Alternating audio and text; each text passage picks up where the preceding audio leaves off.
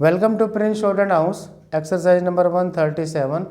Sir Happy Singh, 120 words a minute. Ready? Start. Mr. Deputy Speaker, I have carefully listened to the speech of my friend. I quite appreciate his sentiments and arguments. His speech appears to be more of an evaluation of the family planning program. He feels that the states which I have failed to implement the family planning should be punished, and those which have implemented it faithfully should be given bonus. I would certainly join him in the plea for bonus to states which implemented the family planning program. I do appreciate his view that states which have failed to implement the family planning program should be punished. From the figures he gave, he has made out a good case for bonus of his state, but his speech appears to be more in the nature of a grievance against the Finance Commission. I concede his point that the Finance Commission has laid down certain criteria which should not have been changed from time to time. I also appreciate the viewpoint expressed regarding the Fourth Finance Commission for getting more allocation on the basis of collection backwardness of the state and other good things which your state has done. You should have raised your voice perhaps a little more loudly and strongly in order to get more allocations. His speech appears to have a political grievance regarding language and quota in the services because the southern states are reduced in population.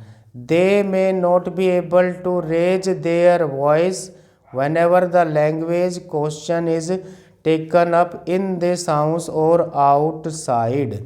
Similarly, in the central secretariat also, because of the reduction in population, they may not be able to get a fair share. Therefore, his speech deals with these three grievances. First, for not implementing the family planning program in some of the states.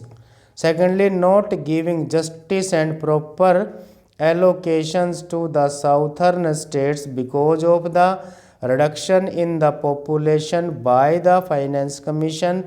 And thirdly, it dealt with political aspect of the language and the service. Sir, at this time the main question is, do these three types of grievances entitled the honorable member to come forward with a measure which seeks to amend the constitution, which has laid down a principle that representation should be given to the people in states in accordance with the population figures.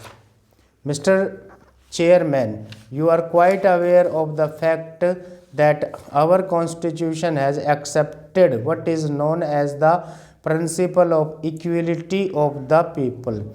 The principle has been accepted by various countries and enshrined in their constitutions. The founding fathers of our constitution have also accepted the principle of equality of the people, and that representation be given in accordance with the population of a particular state in the legislatures and in parliament. Should we give up that principle? Is it a new phenomenon so far as our country concerned, namely because of the reduction in population? We should go back to the outdated census report of 2000 to 30 years back. Have the other countries given up this principle of equality of the people? What is the argument assigned apart from three grievances I have enumerated for the amendment of the constitution? My first submission, therefore, is that these grievances are not sufficient enough to amend the constitution and uphold the principle of equality of the people enunciated and incorporated in the constitution under article 81 and 82. While I presume that honorable members may be aware of similar provisions and similar provisions about the equality of the people incorporated in the different constitutions of the different countries of the world, I may report with your permission that the same principle is found in the Constitution of the United States of America. Article 1, Section 2 of that Constitution provides that for enumeration census at the interval of only 10 years in such a manner as the Congress may by law direct, and the representation of the people should be given in accordance with the population existing in a particular state. This principle is there in the Constitution of the USA. The same principle is found for giving a representation to the people in accordance with the population basis in the Constitution of the USSR.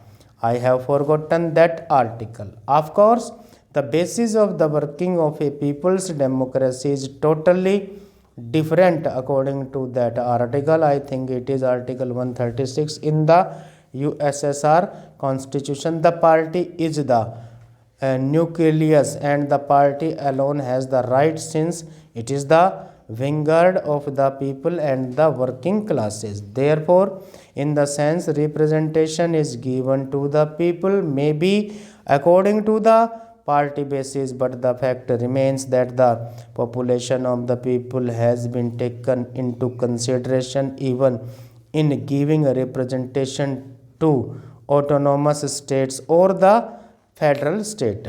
That is the Constitution of Russia. Stop.